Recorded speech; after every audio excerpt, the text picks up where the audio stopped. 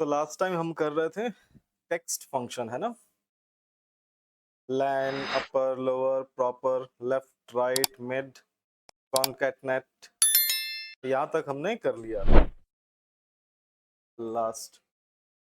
ठीक है, तो नेक्स्ट यहाँ पे हमारा जो एक फंक्शन है ट्रिम, है ना? हमारा एक फंक्शन है क्या? ट्रिम। ट्रिम करता क्या है? ये लेफ्ट और राइट साइड में देखिए एक्स्ट्रा जो स्पेस हम छोड़ देते हैं उसको हटाने के लिए। कई दफा आप देखना, आप टाइप करते वक्त क्या करते हो, स्पेस बार दे दिया फिर टाइप कर दिया, या फिर कोई नाम लिखने के बाद फिर से आपने स्पेस बार दे दिया। अगर आप इस तरह से करते हैं डेटाबेस में एंट्री, तो डाटा इसी तरह से स्टोर हो जाता है ना? उसमें क्या स्टोर हो जाएगा? किसी भी टेक्स्ट के स्टार्ट में स्पेस और एंड में। और जब आप इसको ढूंढने की कोशिश करेंगे तो होगा क्या? आप उसको ढूंढ नहीं पाएंगे। जैसे कि समझ लो मैंने यहाँ पे ये कंप्यूटर जो लिखा हुआ है यहाँ पर, जैसे ये नीचे, अगर मैंने यहाँ पर इसके स्टार्ट में स्पेस दे दिया और एंड में भी स्पेस दे दिया, स्टार्ट का तो चलो यहाँ पे आपको पता चल रहा है, थोड़ा गैप है, लेकिन क्या एंड का पता चल रहा है? नहीं ना। तो यही प्रॉब्लम आता है ज्यादातर डेटाबेस में। हम जब भी डाटा स्टोर करते हैं इसी तरह की गलतियां करते हैं, उसकी वजह से अगर मैं कंप्यूटर वर्ड सर्च करूं तो वो मुझको कंप्यूटर वर्ड सर्च करके क्या नहीं देगा? क्यों? क्योंकि उसमें एक्स्ट्रा स्पेस ऐड हो गया, और स्पेस को भी वो कैरेक्टर की तरह ही समझता है ना?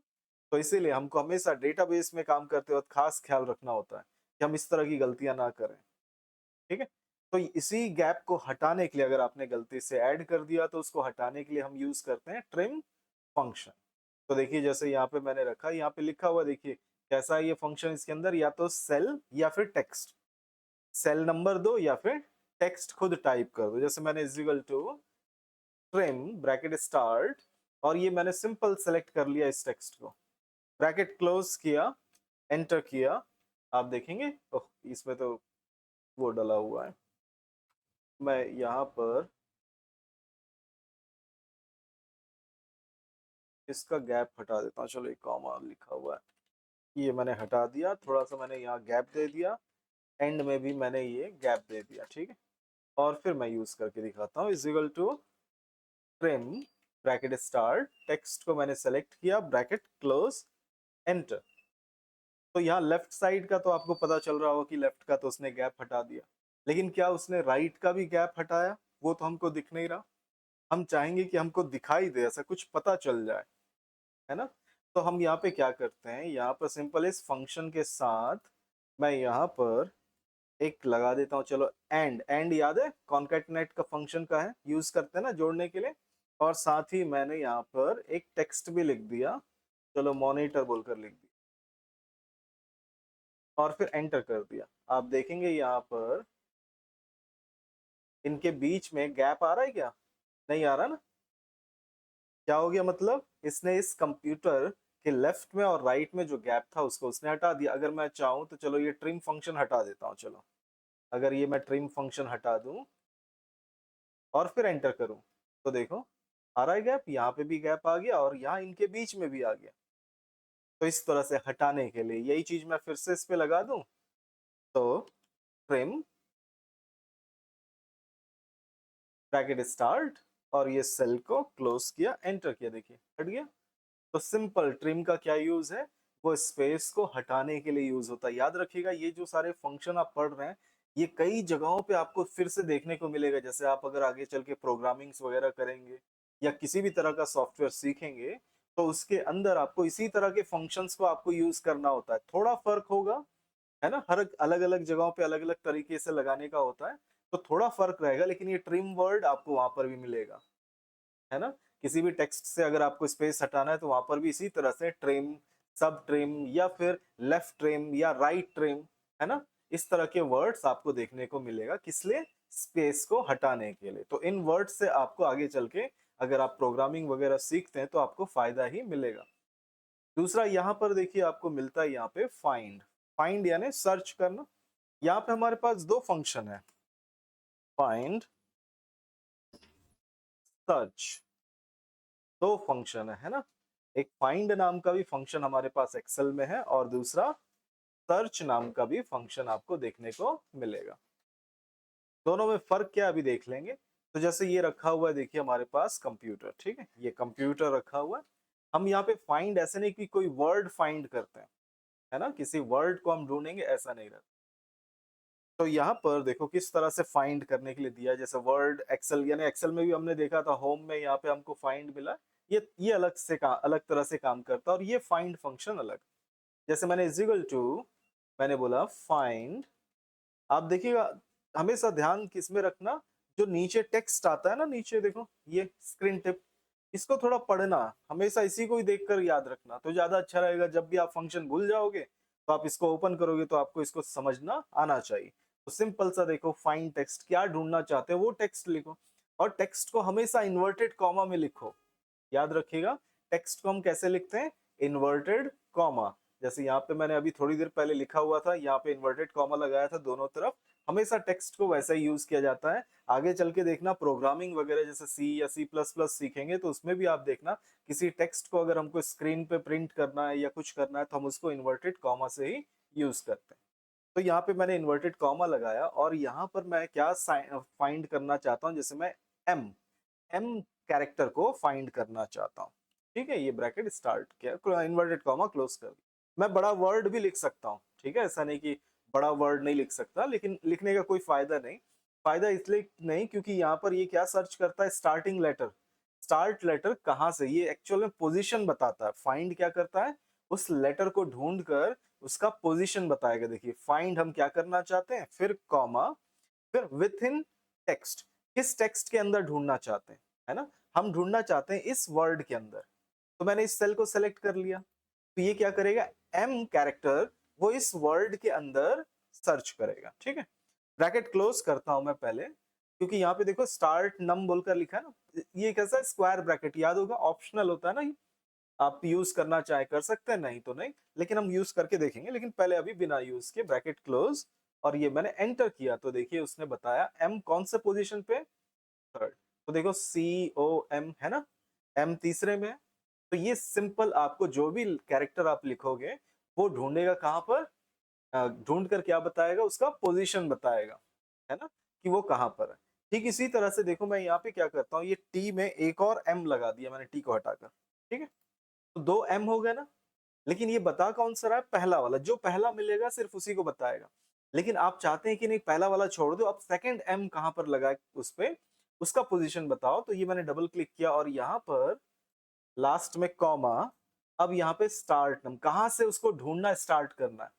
तो ये पहला एम तो थर्ड में मिल गया था, मैंने बोल दिया फोर्थ से स्टार्ट करो ढूंढना, है ना, क्योंकि फोर्थ से पहले तक तो एक एम मिल चुका हमको। अब फोर्थ के बाद कौन सा कहां पर है वो बताओ। तो ये मैंने एंटर किया, तो फोर्थ के बाद अब सिक्स्थ पे है, ये पोजीशन बता दिया। ठीक है, तो इस तरह से ये सर्च करता है। लेकिन इसमें, और यहाँ पे देखो जैसे मैंने बोला फाइंड और सर्च दो तरह के हैं, तो दोनों का क्या यूज हुआ। तो फाइंड और सर्च में देखो यहाँ पर अगर मैं, यहाँ पर एम स्मॉल है तो मैं इसको कैपिटल कर देता हूँ और एंटर करता हूँ, तो ये देखो ये वैल्यू एरर देता है। मतलब ये फाइंड कैसा है, केस सेंसिटिव, है ना, केस सेंसिटिव है, यानी कि अगर आप स्मॉल में ढूंढेंगे तो स्मॉल वाला होगा तो स्मॉल वाले को बताएगा, कैपिटल में है तो कैपिटल को बताएगा, नहीं है तो फिर ऐसे एरर देगा। लेकिन इसी की जगह पे अगर मैं सर्च ले लूं, यहाँ पे ये मैं हटाता हूँ, फाइंड की जगह सर्च ब्रैकेट स्टार्ट, और ये भी इसके अंदर भी देखो वही सेम चीज लिखा हुआ है ना, और मैंने एंटर कर दिया तो ये मुझको बता दिया। देखिए सिक्स्थ पोजीशन, मतलब सर्च क्या है, केस सेंसिटिव नहीं है। ठीक है, उसमें आप स्मॉल कैपिटल आप यूज कर सकते हैं। और दूसरा फर्क क्या है इसमें और फाइंड और इसमें, वाइल्ड कार्ड्स का। वाइल्ड कार्ड्स याद है मैंने किसको बताया था, किसी को याद है, वाइल्ड कार्ड्स हम किसको कहते हैं, क्वेश्चन मार्क, और दूसरा एस्ट्रिक, इसको याद रखिएगा, कंप्यूटर में हमको पता ही होना चाहिए। क्वेश्चन मार्क और एस्ट्रिक को हम क्या कहते हैं, वाइल्ड कार्ड्स। ठीक है, किस लिए काम आते हैं, सर्च करने के काम आते हैं किसी भी चीज को। याद है किसी को, हाँ, याद रखना पड़ेगा, है ना। तो एस्ट्रिक और क्वेश्चन मार्क इसलिए यूज होते हैं, सर्च करने के लिए। और कैसे यूज होते हैं, तो क्वेश्चन मार्क कैसे यूज होता है, हर कैरेक्टर के लिए एक, जैसे COMPUTER। तो देखिए जैसे मैंने क्या किया, कंप्यूटर में पीओटी, पीओटी के लिए मैंने क्या लगा दिया, 3 क्वेश्चन मार्क, क्योंकि 3 कैरेक्टर है, 3 यानी हर कैरेक्टर के लिए एक क्वेश्चन मार्क यूज होता है, ठीक है ना। ऐसे ही स्टार, सी ओ एम, फिर एस्ट्रिक और ई आर लगा दिया। तो देखो ये क्या मतलब हुआ, कोई भी वर्ड सी ओ एम से स्टार्ट होना चाहिए और एंड होना चाहिए ई आर से। इनके बीच में चाहे 3 कैरेक्टर्स के कोई वर्ड हो या फिर 2 कैरेक्टर के हो या एक कैरेक्टर से भी कोई फर्क नहीं पड़ता, ठीक है। कोई से भी कैरेक्टर हो, कितने भी हो, तो हम एस्ट्रिक यूज करते हैं, ठीक है। लेकिन क्वेश्चन मार्क हर कैरेक्टर के पीछे एक। तो ये फर्क है इन दोनों में, बस इतना ही। और इन्हीं को हम क्या कहते हैं, वाइल्ड कार्ड्स। और यही वाइल्ड कार्ड्स हम किस में यूज कर सकते हैं, सर्च में यूज कर सकते हैं, लेकिन फाइंड में यूज नहीं कर सकते, ठीक है, कभी भी। तो ये जैसे कैसे, तो जैसे मैं यहाँ पे लिख दूं कि भाई एम एस्ट्रिक, ऐसे लगा सकता हूं मैं, है ना। एम, ये लास्ट में लगा दिया यू, तो देखो ये एम और फिर यू, एम से स्टार्ट होना चाहिए, यू से खत्म, तो एम पी यू, इसको तीनों को ले लेगा ना। तो यही चीज। और ये एस्ट्रिक और क्वेश्चन मार्क कहां पर हम यूज कर सकते हैं, सिर्फ किस फंक्शन के अंदर, सर्च के अंदर। ऐसे एस्ट्रिक लगा सकते हो या क्वेश्चन मार्क, लेकिन फाइंड के साथ आप इसको यूज नहीं कर सकते, ठीक है। लेकिन ये ज्यादा से ज्यादा क्या बताएगा, ऐसा वर्ड भी लिख देने पे, वो स्टार्ट लेटर है ना, जैसे ये एम, एम का पोजीशन ही बताएगा, ठीक है। और ये कैसे काम आएगा, तो याद होना चाहिए, लास्ट टाइम मैंने आप लोगों को एक जो फाइल भेजा था, मैं देखता हूँ यहाँ पर मैं दिखा पाऊंगा क्या।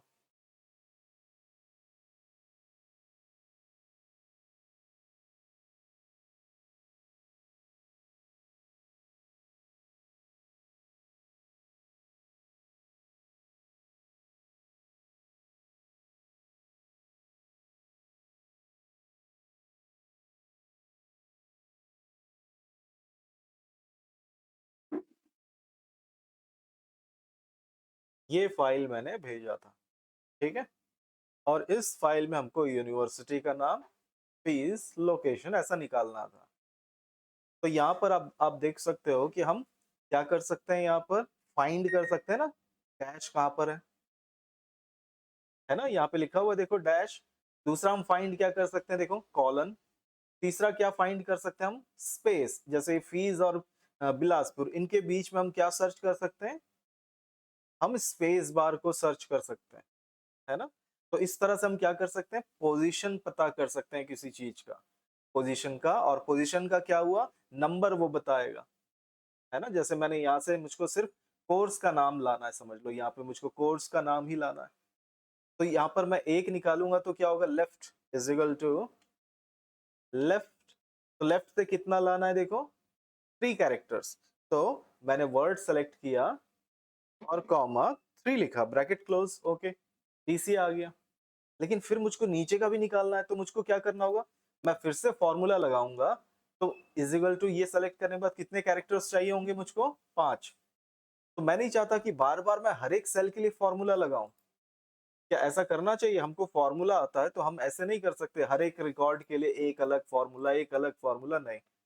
हम एक फॉर्मूला लगाएंगे और फिर पकड़कर ये खींच लिया, तो सबका आ जाना चाहिए।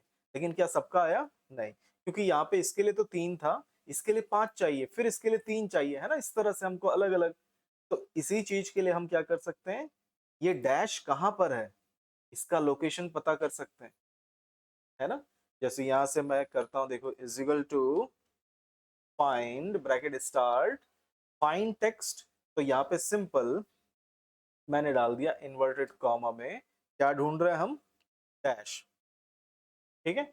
हम क्या ढूंढ रहे हैं, dash, find text, with in text. अब किस टेक्स्ट के अंदर, तो इसके अंदर ढूंढ रहा है ना।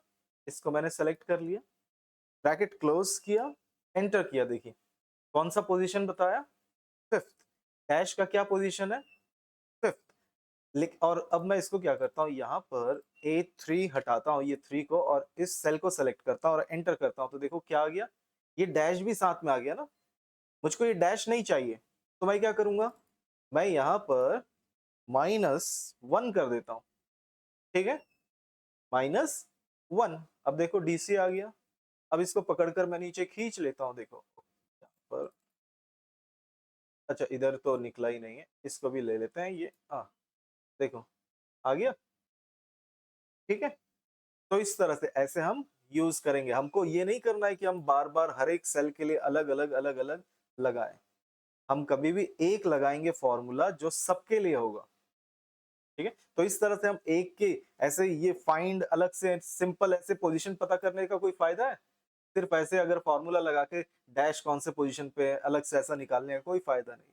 इनको हम क्या करेंगे, इसी तरह से किसी ना किसी फॉर्मूले के अंदर यूज करेंगे। हर फॉर्मूला याद रखिएगा वो ऐसे अलग से यूज करने के लिए नहीं बना हुआ है ना, किसी ना किसी फॉर्मूले को हेल्प करने के लिए बनाया हुआ है।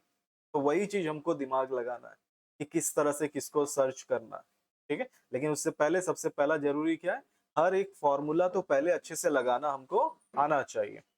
अगर हर एक फॉर्मूला हमको अच्छे से लगाना नहीं आता तो हम किसी और फॉर्मूले के अंदर उसको कैसे यूज करेंगे, वो तो दिमाग में ही नहीं आएगा ना। पहले हमको सिंगल फॉर्मूला लगाना आना चाहिए। ठीक है, दूसरा यहाँ पर हम आगे देखें तो दूसरा हमको क्या मिलता है, आप देखिएगा। एक है हमारे पास कैर। कैर से मतलब कैरेक्टर। कैरेक्टर से क्या मतलब हुआ, देखिए यहाँ पे मैंने 80 लिखा हुआ है देखिए, और यहाँ पर मैं लगाता हूँ चलो equal to char bracket start. ये मैंने नंबर को सेलेक्ट किया, देखिए इसके अंदर लिखा हुआ है ना नंबर बताओ, तो नंबर मैंने यहाँ पे लिखा हुआ सेल, ये मैंने सेलेक्ट किया, ब्रैकेट क्लोज किया, और देखिए एंटर करते ही ये मुझको क्या दिखाएगा, देखिए इसने मुझको दिखाया पी, पी लेटर। जैसे मैं यहाँ पे लिखता हूँ 65, देखो ये 65 लिखा, एंटर करता हूँ तो देखो क्या दिखा रहा है, ए। हर एक कैरेक्टर के लिए एक कोड है। ठीक है, हर एक कैरेक्टर के लिए क्या है, एक code. A B C D, capital में, स्मॉल में, है ना। इस तरह से नंबर्स के लिए, हर चीज के लिए, हर जो आपके कीबोर्ड में दिखाई दे रहा है उन सभी के लिए कोड है, जिसको हम कौन सा, ASCII, ऐश की कोड कहते हैं इसको। ठीक है, क्या कहते हैं हम, ऐश की कोड कहते हैं। American standard code for information interchange. क्या होता है ये, American standard code for information interchange. होता क्या है, देखिए हर जगह देखिएगा, हम जैसे यहाँ पे ABCD लिख रहे हैं, कोई और देखो ये इंटरनेट पे क्या होता है, हम कहीं से भी किसी भी कंट्री से बैठकर लिख रहे होते हैं ना, अपना टेक्स्ट किसी को भेज रहे होते हैं, इस तरह की चीजें कर रहे होते हैं।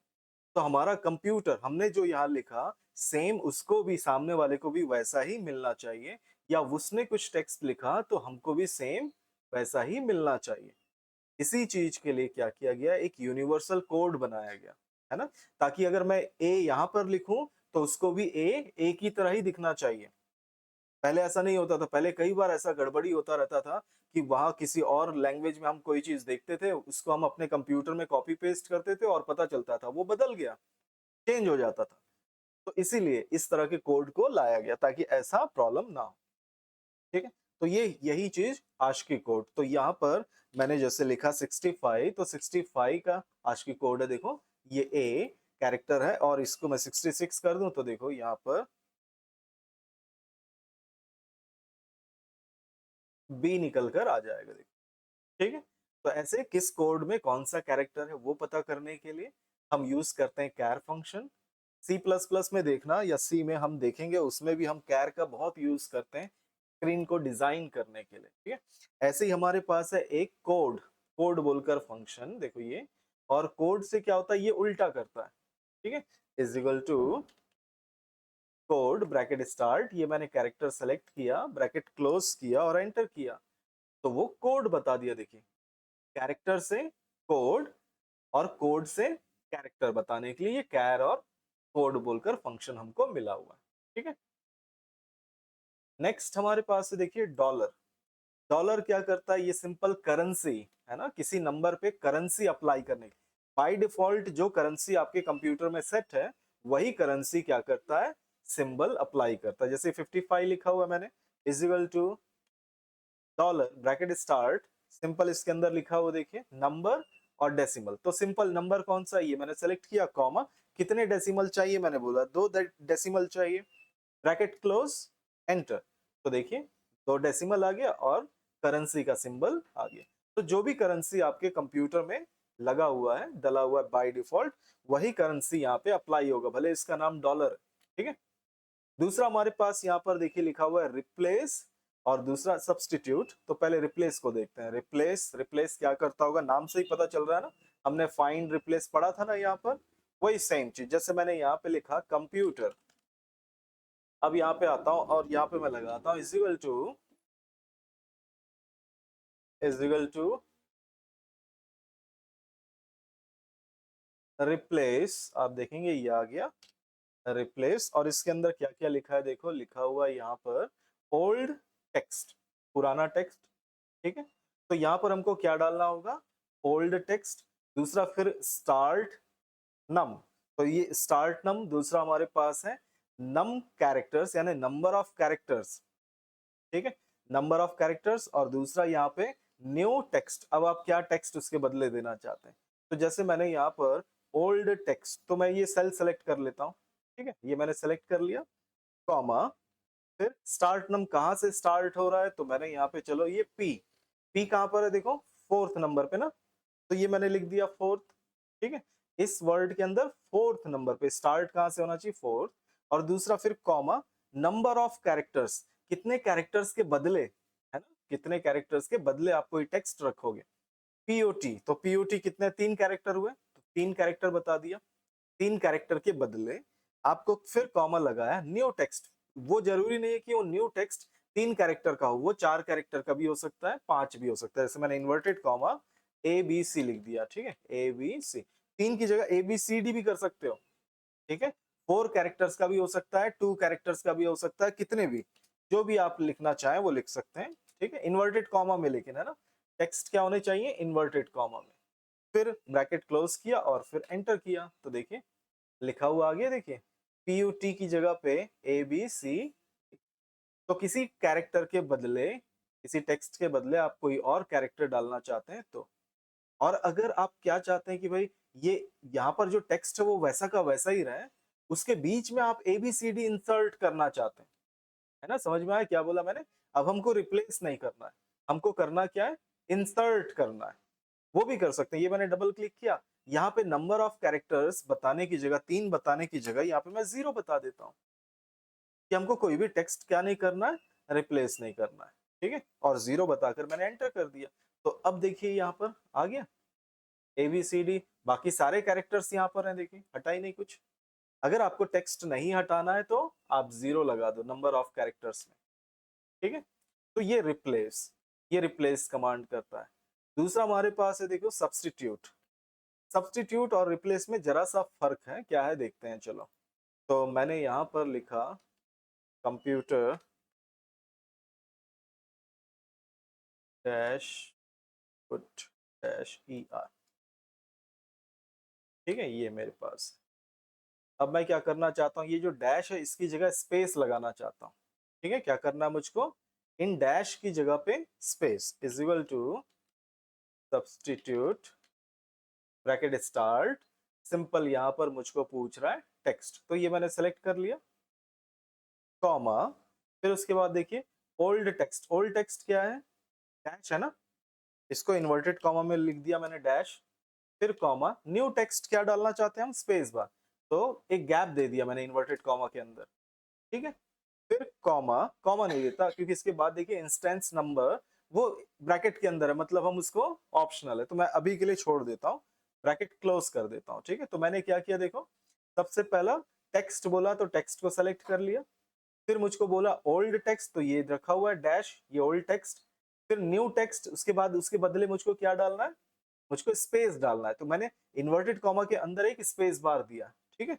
और ये मैं एंटर कर देता हूँ, तो देखो हो गया, देखो डैश की जगह। ये तो आप बोलोगे कि रिप्लेस में भी कर सकते थे, लेकिन रिप्लेस में हमको पोजीशन बताना पड़ता है ना, हमको उसमें क्या करना पड़ता है, पोजीशन। लेकिन इसमें पोजीशन मैंने बताया क्या, नहीं बताया। दोनों में फर्क इतना है कि हम एक में पोजीशन बताते हैं, दूसरे में हमको पोजीशन बताने का जरूरत नहीं पड़ता। लेकिन एक और फायदा इसके अंदर ये है कि मुझको ये पहला वाला तो डैश रखना है, लेकिन दूसरा वाला नहीं रखना है, हम ये चीज बता सकते हैं। तो मैं कौन सा रखना चाहता हूँ, पहला।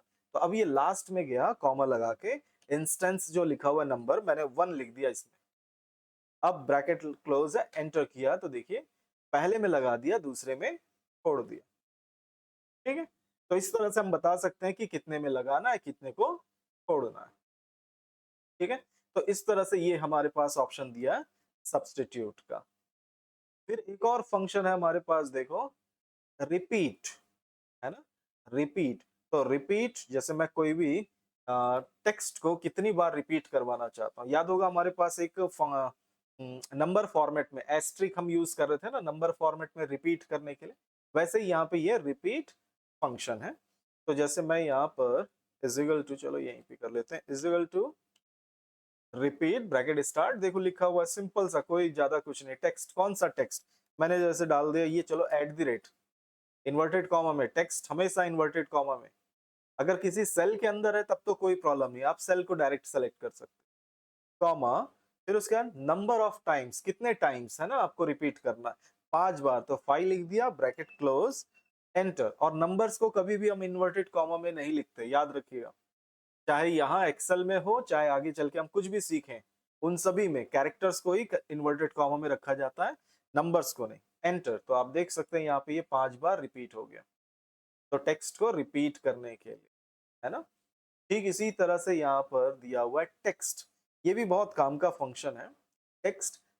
जैसे कि यहाँ पर देखिए मैं लिखता हूँ राहुल, ठीक है, ये मैंने लिखा राहुल, और फिर यहाँ पर मैं उसका डेट ऑफ बर्थ जैसे मैंने डाल दिया 1/1, और फिर चलो 10/9/9, ठीक है, ये मैंने डाल दिया, ये उसका डेट ऑफ बर्थ हो गया। अब मैं यहाँ पर इन दोनों को एक साथ इस सेल में लाना चाहता हूँ, याद है कॉन्कैटनेट पढ़ा था हमने, तो मैं यहाँ पे रखता हूँ इजिकल टू, ये मैंने राहुल को सेलेक्ट किया, एंड, और इसके बाद ये डेट को सेलेक्ट किया, और फिर एंटर करता हूँ, तो देखिए क्या प्रॉब्लम आया, मैंने राहुल तो ले आया, लेकिन ये आप सभी को मालूम है ना ये नंबर क्यों आता है, क्योंकि कंप्यूटर हमको डिस्प्ले में नंबर डेट की तरह शो करता है, लेकिन बैकग्राउंड में वो उसको कैसे काउंट करता है, नंबर्स में, हमने पहले ही पढ़ा हुआ है, तो उसने नंबर्स शो किया, ना कि डेट को डेट की तरह यहाँ पे दिखाया। तो इसी चीज के लिए हम क्या करते हैं, हम यूज करते हैं टेक्स्ट फंक्शन। तो जैसे मैं यहाँ पे गया, यहाँ पर मैं लगा दूंगा टेक्स्ट ब्रैकेट स्टार्ट, देखिए वैल्यू, फिर कॉमा, और यहाँ पर हम बताएंगे फॉर्मेट टेक्स्ट, यानी नंबर फॉर्मेट जो हमने सीखा था ना, D D M M Y Y इस तरह से लगाना डेट के लिए। तो मैं यहाँ पे देखो inverted comma D D dash M M, month के लिए एम एम यूज करते हैं, डैश, और फिर वाई वाई हम यूज करते हैं ईयर के लिए। तो इस तरह से हम फॉर्मेट सेट करते हैं। तो फॉर्मेट सेट करने के लिए, नंबर फॉर्मेट अप्लाई करने के लिए हम कौन सा फंक्शन यूज करते हैं, टेक्स्ट, और फिर एंटर किया। अब देखिए आ गया साथ में, तो इस तरह से हम यूज करने के लिए इस्तेमाल करते हैं टेक्स्ट फंक्शन। ठीक है, तो ये हमारे पास है, आपके पेज में ये फंक्शन लिखा नहीं होगा, इसलिए इसको लिख लीजिएगा, है ना। एक पेज पे क्या था, टेक्स्ट हमारे पास, आपको आपके पेज में देखना ये सब नहीं मिलेगा, रिप्लेस, सब्स्टिट्यूट, रिपीट, टेक्स्ट, इनको आप लोग लिख लेना। और ये फाइंड, फाइंड तो है, सर्च नहीं होगा, तो सर्च को भी लिख लेना, ठीक है। तो इस तरह से ये फंक्शन। दूसरा आपके पास है ये डेट फंक्शन, आप देख सकते हैं ये हमारे पास है सिंपल डेट फंक्शन, बहुत ही छोटे छोटे हैं, डेट सिंपल। यहाँ पर आप देख सकते हो पहला फंक्शन दिया है नाउ, नाउ किस लिए, जैसे मैंने equal to now bracket start, इसमें कुछ इंसर्ट भी नहीं करना, आप देख सकते हैं इसमें कुछ भी ब्रैकेट के अंदर क्या नहीं करना, कुछ भी नहीं, ब्रैकेट खाली है, ब्रैकेट क्लोज, एंटर करेंगे तो आप देख सकते हैं ये हमारे पास आ गया डेट एंड टाइम। तो ये क्या बताने के लिए है, नाउ फंक्शन डेट और टाइम, ये दोनों चीज आपको दिखाता है। टुडे, टुडे सिर्फ डेट शो करने के लिए है, is equal to today bracket start, इसमें भी कुछ भी नहीं डालना है हमको, ब्रैकेट क्लोज, और एंटर किया तो सिंपल डेट। ठीक है, तो नाउ डेट और टाइम बताने के लिए, टुडे सिंपल आज का डेट बताने के लिए, और दूसरा हमारे पास डे, डे ब्रैकेट स्टार्ट, ये सिंपल डेट बताता है, सीरियल नंबर डालने के लिए बोल रहा, मैंने ये डेट को सेलेक्ट किया, ब्रैकेट क्लोज किया, और फिर एंटर किया, तो आप देखेंगे 2। कौन सा डेट है देखो आज सेकंड है ना, तो वो बता दिया। दूसरा हमारे पास क्या है देखो, days is equal two days bracket start, और इसमें क्या बताने के लिए दिया देखिए, एंड डेट और दूसरा स्टार्ट डेट। तो एंड डेट बताओ और दूसरा स्टार्ट डेट। तो यहाँ पर मैं सिंपल क्या करता हूँ, दो डेट यहाँ पे लिखकर आपको दिखाता हूँ। एंड डेट था तो जैसे हमारा 31/12/2024, 2000, और ये मैंने डाल दिया यहाँ पे 1/1/2024। ठीक है, ये हमारा क्या हो गया, एंड डेट, और ये हमारा हो गया स्टार्ट डेट। ठीक है, अब मैं यहाँ पे लगाता हूँ is equal two days bracket start, तो एंड डेट ये मैंने सेलेक्ट किया, कॉमा, और फिर स्टार्ट डेट ये मैंने सेलेक्ट किया, ब्रैकेट क्लोज किया, एंटर। तो देखिए बता दिया 365 एक साल में कितने दिन होते हैं, तो वो हमको ये शो कर दिया। तो डिफरेंस है ना, दो डेट के बीच का डिफरेंस हमको कौन बताता है, डेज। ठीक है, इसके लिए हमको ये ऑप्शन दिया हुआ है डेज। एक और हमारे पास है यहाँ पर देखिएगा, डेज 360। तो 360 क्या है, ये ईयर को 360 डेज मानकर काम करता है ना। कई जगहों पे सैलरीज 30 डेज के बेस पे दिया जाता है, तो वैसे जगहों पे ये काम कर सकते हैं इसका। ये देखिए मैंने दिया यहाँ पर is equal two days 360 bracket start, यहाँ पर भी दिया हुआ देखिए स्टार्ट डेट और एंड डेट। तो स्टार्ट डेट हमारा ये डेट हो गया, कॉमा, और एंड डेट ये मेरा 31st, ब्रैकेट क्लोज करता हूं और फिर एंटर करता हूं। तो आप देखेंगे यहाँ पे 360, लास्ट टाइम क्या दिखाया था 365, लेकिन अभी हमको क्या दिखा रहा है 360। अगर आप यहाँ पे इस तरह से करें इज इक्वल टू 30 इंटू 12, यानी 30 डेज इंटू 12, 12 मंथ होते हैं हमारे पास। एंटर करता हूं तो देखिए इसका आंसर हमको मिलता है 360। तो हर मंथ को वो 30 डेज का मानकर चलता है। ठीक है, तो सिंपल इस तरह से। दूसरा अगर आप देखें तो हमको दिया हुआ डे डेट, तो इसमें हमको क्या बताना पड़ता है, हम इसमें फॉर्मेट में लाने के लिए देखिए, जैसे मैंने is equal to date bracket start, year मैंने बोल दिया 2025, कॉमा मंथ तो हमने डाल दिया 1, फिर डे चलो ये 2, ब्रैकेट क्लोज, एंटर। तो सिंपल देखो डेट के फॉर्मेट में ले आया, बस सिंपल यही है और कुछ नहीं। Is equal to date value, तो सिंपल डेट कैसे डालने के लिए बोल रहा है देखो, डेट कैरेक्टर में है ना, तो मैंने inverted comma control semicolon inverted comma close bracket close, enter. तो देखिए वैल्यूज में आ गया।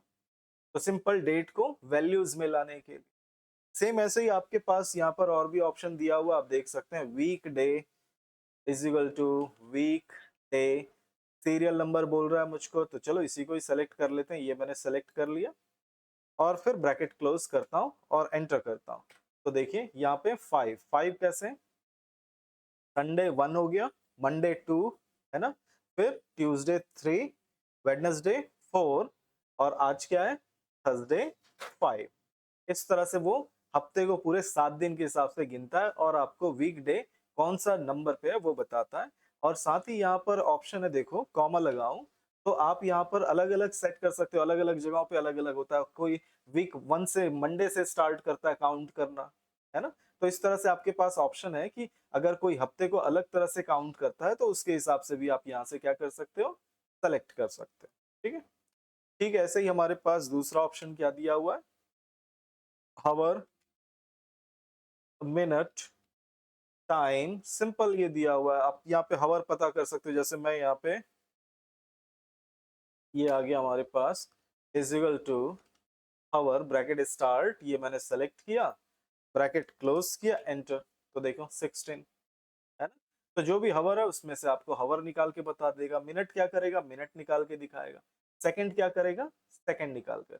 सेम इसी तरह से टाइम, जैसे याद होगा मैंने ऊपर डेट बोलकर दिखाया था, वही सेम चीज है, आप देख सकते हो is equal to time bracket start. तो आपको क्या क्या बताना है यहाँ पर, हावर बताना है, मिनट बताना है और सेकंड बताना है।